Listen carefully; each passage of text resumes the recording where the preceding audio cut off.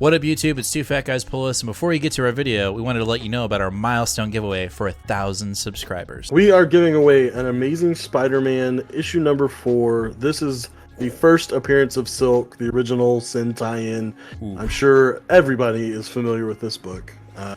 This is a CBCS 9.8. Oh, yeah. Yeah, so... Big boy.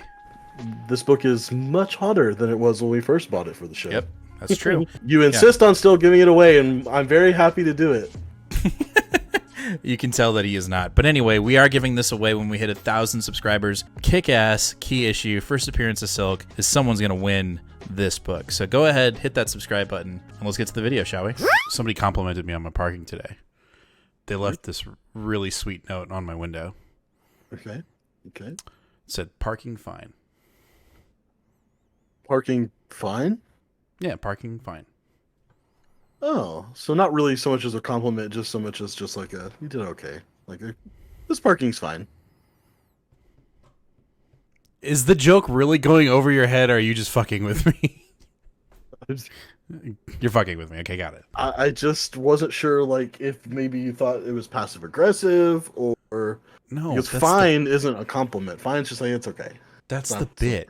That's the bit. I got a ticket. Oh man, that sucks. Oh god damn it. That's usually when your parking's bad. Bad, yeah, good. Okay. Start the show. What up, YouTube? It's Two Fat Guys Pull Us, and we've got another new comic book day video for you for the week of June 29th. That is the last new comic book day of the month of June, so let's make it count. I'm very excited for this week, and you'll know exactly when it, you'll know right when it comes, when it shows up, you'll know exactly why I'm excited. Oh my. And the other books are fine, but there's one book in here that I'm super stoked for. All right. As we do it, let's get to it. We hit it with the X books, and we start off with XMen Red, issue number 4 from Al Ewing. I mean, what, a week and a half, 2 weeks ago, we just had this book. I feel like we just had one of these. Yeah, I'm not complaining though, because this book is fantastic. It appears that we are going to be dealing with the ramifications of Sunspot getting his ass kicked for a bet. But it looks like we're getting what is the name of it? I can't remember the name of this character. It's the character that Sunspot. No. The Foot. The Foot is the mutant that's no longer himself because he died in Otherworld. Oh right, the Rock dude. The Rock dude. I don't remember his name. Avalanche? No, Rock Slide. Oh no, Rock Slide sounds right. Right? It's one of those. Let us know down in the chat, in the comments, which character that is. This book is phenomenal. I don't care if it is really Sword 2.0 because I love Sword. So I'm digging it. I'm vibing it. I'll even throw it out here. Potential pick of the week. The previous issue was almost a pick of the week. Yep. So, all right. After that, we've got X-Force issue 29. Krakoa, the island that kills like a man. This, since X Lives and Deaths, X-Force has had a bit of resurgence. It feels like it feels like it's been its former self from issue 1 when Hickman's reign had started, and hopefully this arc. I know this arc is getting close to probably being to be ending, so I know we will be getting Deadpool probably after this arc, so that's a good thing. Yeah, Deadpool next issue. So I mean, I think the fire will continue, but I'm cautiously optimistic. I've been digging this. The covers have been great, obviously. I just hope it can continue this momentum and not get back into its slump that it previously had. Yeah, I agree. I think that one of the things that has been attributed to this book's a little bit of resurgence is back to its storyline with basically Beast versus what's her name? Siege? Sage. Yeah. Sage. Where basically fighting for the heart of Krakoa, where he's trying to really just double down, and she's like, "No, we're not doing this." Mm-hmm. I think that's probably one of the best things about this book post X Lives and Deaths of Wolverine. I would agree. Also, I think the getting back to its brutality. The first issues. I mean, there wasn't always like oh, that's freaking brutal. And not to say that the past issues weren't like that, but I just didn't feel like they had a lot of weight. And in this one, I mean, we're getting heads being bitten off by this Cerebro techno AI. Like, I don't know what it is. And so I think that's a bit refreshing. I know that's gruesome and brutal, but I like it. So let's stay in the CIA brutal lane, and then add some Deadpool. All right, after that, we've got our last X book of the night, and that is Sabretooth issue number 4. This series had a lot of potential, and I feel like it's kind of, and I don't know, I don't think it's the series' fault. I think the fact that the series has been just pushed back and pushed back and pushed back, whether it's for, paper issues or if there's an actual rewrite, I don't know. But I just don't think this issue is going to have as much ramifications that we thought it was going to have when it was supposed to be kind of coming alongside Inferno. Like, I don't know. And maybe there will be some massive reveal at the end, but I need to give this another go because I only read the first issue and I fell behind and said, "Oh, I'll catch up," and I didn't. But one guy whose opinions we really care about is Comic Book Herald, and he constantly puts this in his top 4 of all X books right now. Yeah. So I think there's something that we're missing that maybe a reread could do beneficial for the both. Yeah, I think it's just the ramifications of Sabretooth actually getting out and running amok on the island and making people question the council. I think there's a lot of discord that is happening or has happened, and we're about to go into Judgment Day. So who knows? Yeah, the event may end, and there may be a major hook or plot point that's going to go into Judgment Day, making us go, oh my God. I mean, I'm already pumped for Judgment Day. I mean, last week's live show, I was just all about the X books. So, it very well may well happen in this book. We'll just have to wait and see. Yeah. All right, next up, we have Jason Aaron's Avengers, issue 57. I don't know. I'm not going to drop it. I'm just throwing it out there. I'm not dropping it. But I am looking for a direction, and I know that it's there. I know exactly where, we know that Jason Aaron is playing with Avengers Forever and the multiverse. I just need it to be a little clearer. You know what I'm saying? Like, I know that we've been dealing with, I don't know if I'm going to get that. I know we've been dealing with Mephisto and him having this massive multiversal war, and that's great, but I just don't know. What are we doing? Well, I just don't feel like there is any like real substantive plot. Yeah. And we're just kind of jumping around, and then we're going to get to this massive endpoint and be like, and it's over. And like, what did we just do? I don't know. I don't want to be negative Nancy, but it just, I don't feel like we have much direction, even though we do. And that's a problem. No, see, I don't think we have any direction at all. I think it has been very haphazard. We had the 4-issue arc, the Death Hunters, where we had the Deathlocks from the future, from this multiverse come in. Then we had an issue with Nighthawk that I guess in itself wasn't that horrible of an issue, but it was like basically him joining the team. And it was just like, I don't know, it felt very disconjointed. Maybe it should have been in the issues closer to Heroes Reborn, would have made more sense. And then we had an issue with Jane Foster dealing with a multiversal variant of herself still as Thor, which was actually in itself a great issue. Yep.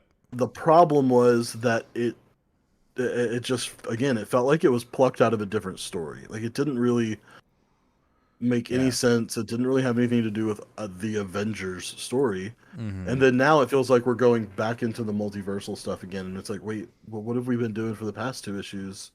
To me, it's very jarring, and it just doesn't feel like it's playing very well. No, yeah, I totally agree. And I'm going to regret saying this. I'm not gonna say it. We're just gonna move on. Oh, We'll leave it for Saturday. We'll leave it for Sunday's live show, and we'll see if that thought makes it to the show. All right. All right. Next up, we have Iron Man and Hellcat annual issue number 1. We're invested. We're invested with these two. We've been invested with the current Iron Man storyline, so giving it a shot.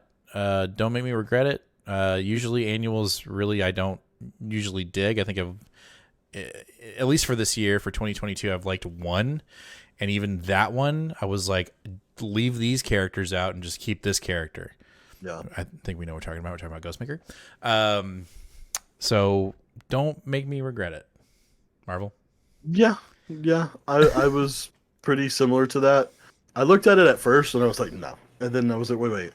Well, is Cantwell still writing it? And then when I saw he was, I was like, okay, yeah, I probably should pick it up. And then I went and looked and saw that there was a Momoko cover. And so I was like, okay, fine. I'll get the Momoko cover. If I hate the book, at least it'll be part of my Momoko collection. 100%. Yeah, I don't that know is if those a little... are millipedes or centipedes. I don't know the difference. It's a pede of some kind on her face. Yeah, it's still a sick cover. So, yeah. I think I pre-ordered that one. I don't think I don't like cover A. I know that. So hopefully I pre-ordered that. All right, let's move on. Next up, here's the book, guys. If you didn't, obviously this is the book that I have been waiting for. We literally haven't had an issue since April. Oh yeah. And I'm just so upset about it. And the reason why I'm like staggering with my speech is because, yes, I'm excited about this book. And I've been wanting to read it, and I can't wait. I think the other reason why it was on hiatus is because it was picked up to go past 5 issues. So I think we have it ongoing now, which, fuck yeah, but get this, look at this thing, look at this cover. Oh yeah, the Russell Dodderman. Oh, did I pre-order it? Yes, it's not an incentive, so thank God. Even if it was, I probably would have gotten it anyway. But I'm super stoked about the series. I love this series. Love the character. Can't wait for the show. Don't give a shit about the CGI. If it sucks, it sucks. I'm still going to watch the show, and we're probably going to review it, and y'all are going to have to deal with it. So that's that. She-Hulk. And also we get a thing appearance here. We're doing a Fight Club. We're getting the Fight Club. So I'm sure we're going to see, what's the character's name? Tatiana in this issue. They're going to hash out some bad blood. I'm here for it. Rambo has done a great job writing, and the new artist is actually really good too. So I'm about this book. I'm gonna say right now, it's my pick of the week. Even if it sucks, it's still my pick of the week. I'm just going all in. All right, let's talk about Star Wars Obi-Wan issue number 2. We are finally getting into, I would assume, the Padawan of it all with Obi-Wan and Qui-Gon. Love to see that. Yeah, I think that's probably the crux of it, right? Is seeing Qui-Gon back on the page again. Any stories that involve him, I'm totally on board with. So, and again, Christopher Cantwell, I think he's been doing amazing writing the past year, so I expect that to continue in this issue. Also, this Phil Noto cover. I mean, yeah, it's chef's kiss. It's really good, and he's been doing so many Star Wars covers that it almost becomes like I almost get disappointed when I see a new Star Wars mini and there's no Phil Noto. Yeah, come on, guys, for sure. Also, if you didn't know, we've been reviewing the new Obi-Wan show from Disney Plus. So if you haven't checked that out, make sure to go check that out in our other videos. We'll pop it up at the end of this video, but go check that out because, we just reviewed last Friday our final Obi-Wan episode, and it's pretty good. Hey, I'm interrupting the video because I have something important to tell you. I know you know about our sub giveaway for 1,000 subscribers. This one right here.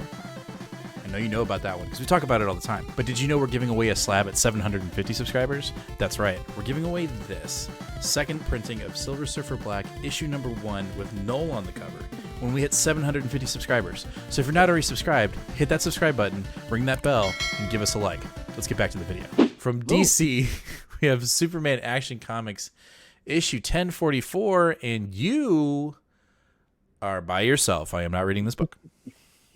Yeah, I think that you are giving up too soon, but that's okay. What? Yes, giving up too soon.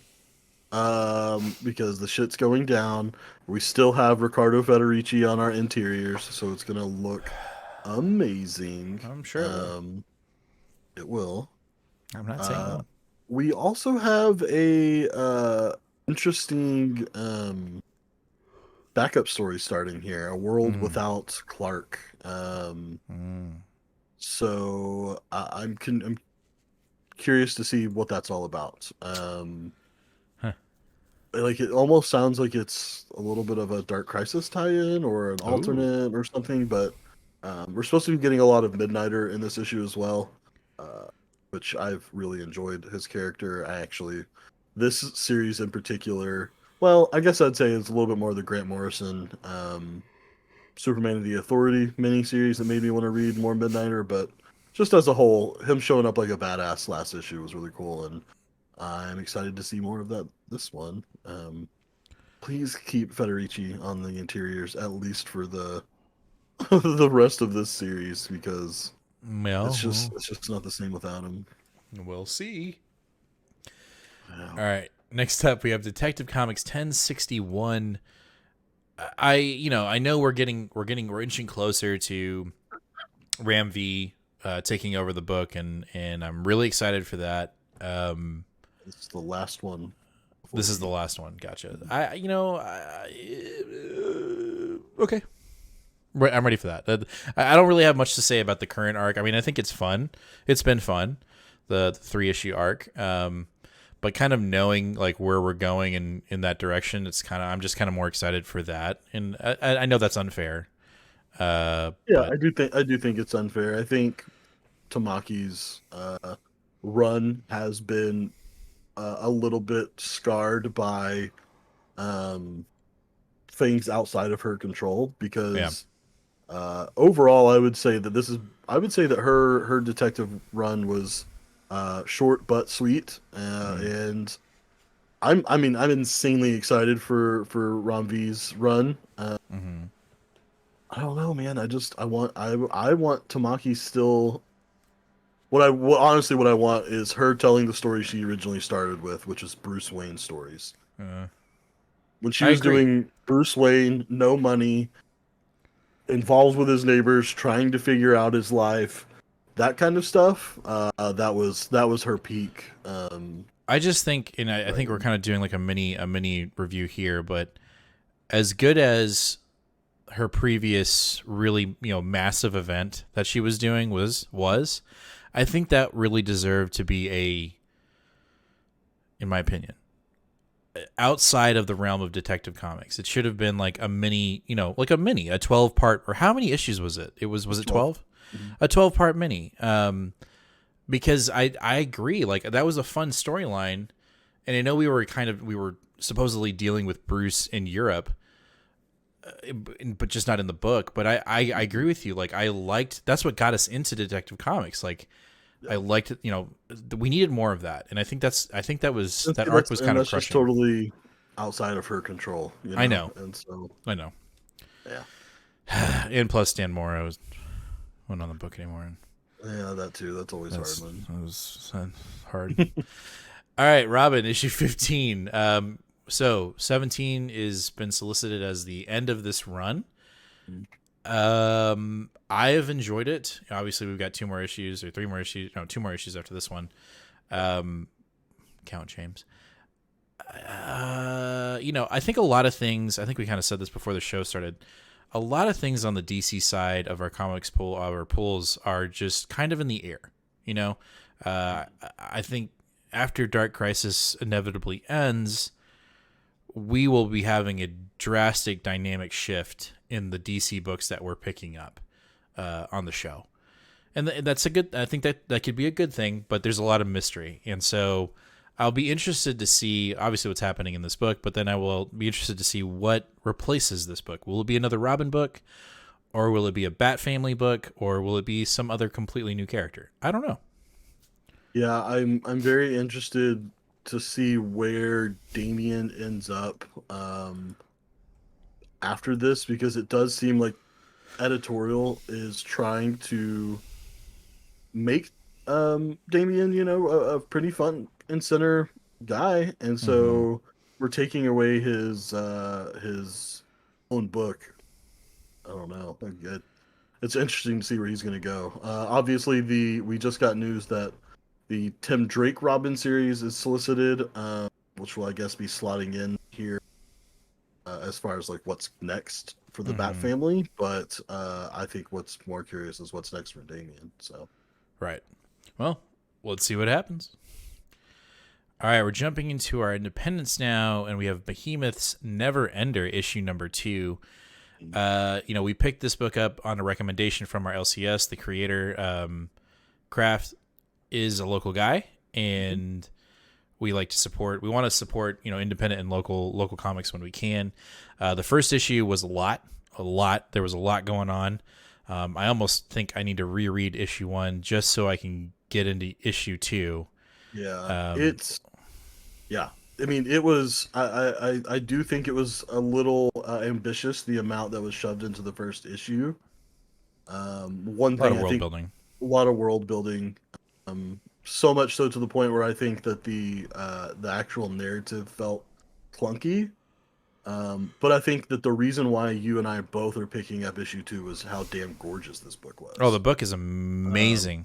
and not only I feel like sometimes we maybe bring this up more than is necessary, but the quality of the literal book itself was also, to me at least, was extremely attractive. Like I I was don't. like the physical paper, the binding, like just the actual book itself was in such good Mhm. quality that it felt good in the hand, and it felt like, oh, this is worth $5. No, I don't think there's anything wrong with pointing that out because I think the industry in itself, and we're having like little mini episodes within our new comic book day video, but within the industry itself, specifically with Marvel and DC, you know, unless you want to spend with DC an extra buck or two to get a cardstock cover, but the pages still don't feel right, that's what you're going to get. And so when you have a creator and you have a publisher that's really putting the time and effort for you to say, no, this book is worth $5.99 and we can guarantee it, and you get it in your hands, and you're like, God damn, this book is gorgeous. It feels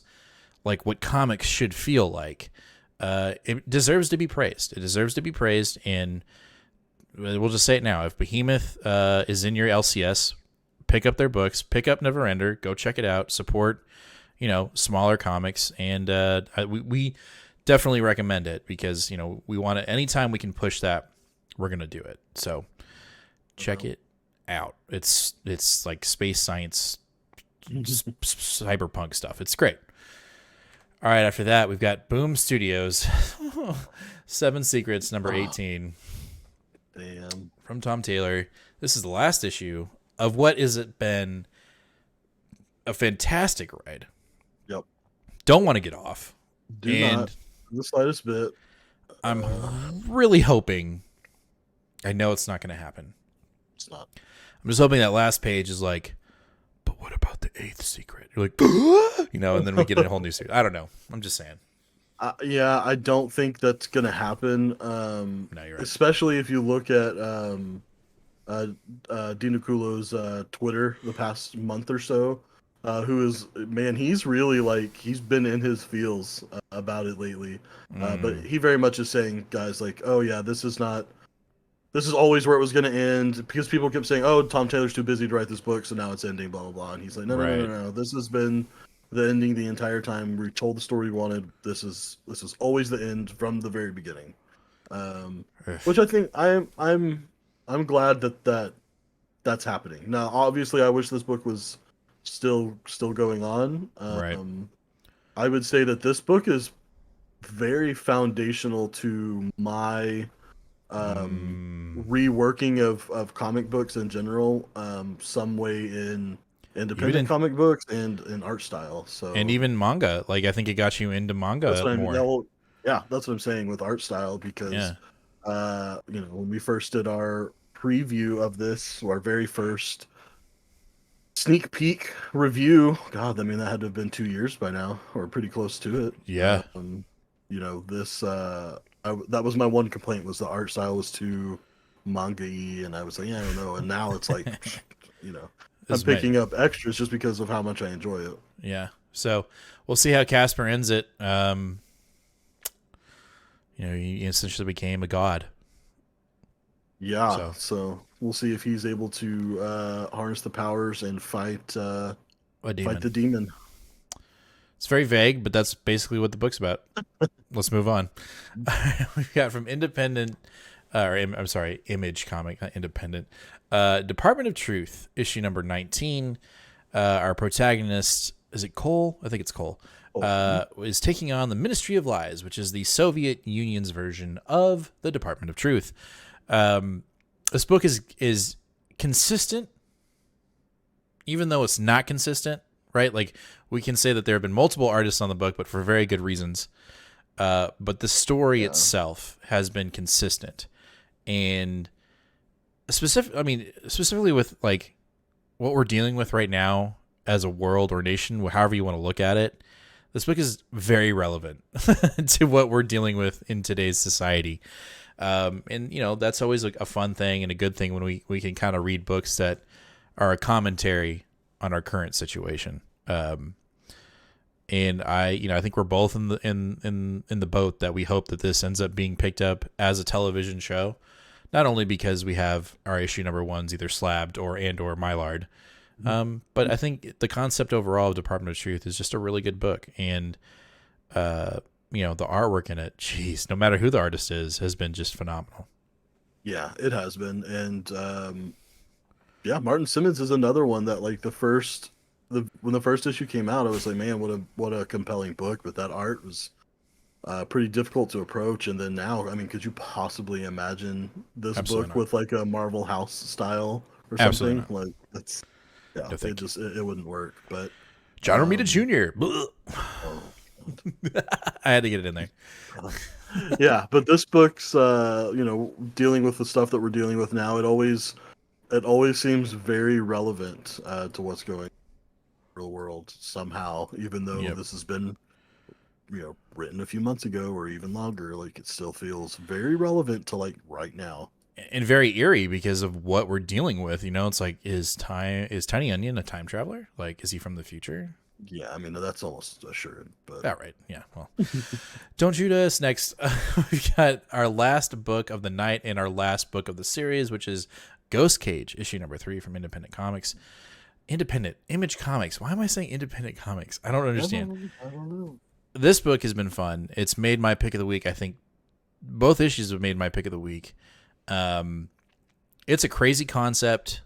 It's dealing with energy and the different forms of energy that man has consumed, whether it's coal, nuclear, water, wind, the whole thing.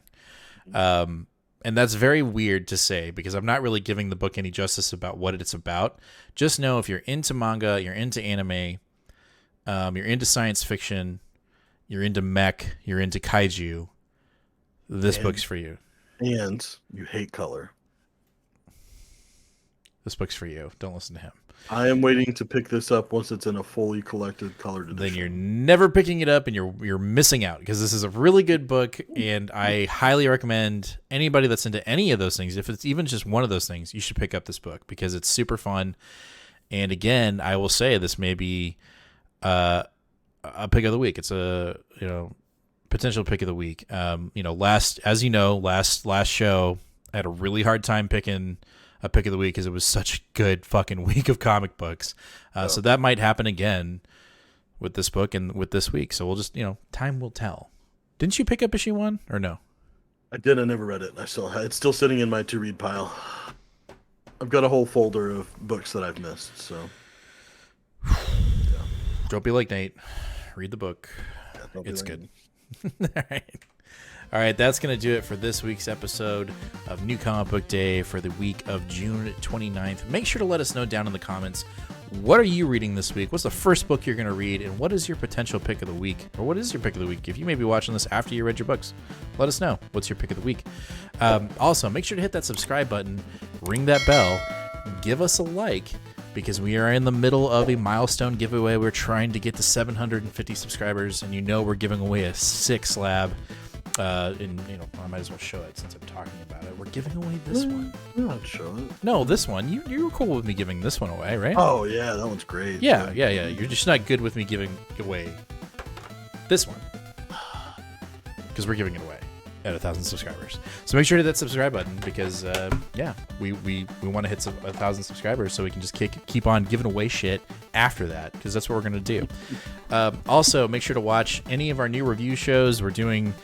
We just finished Obi-Wan. We're doing Miss Marvel, and then obviously as we get to She-Hulk and any other shows that Disney or any other platform comes out that we're interested in, we will be doing review shows now, usually on Fridays. So check those out, and we'll see you guys live this Sunday, 8 o'clock Central Standard Time here on YouTube live.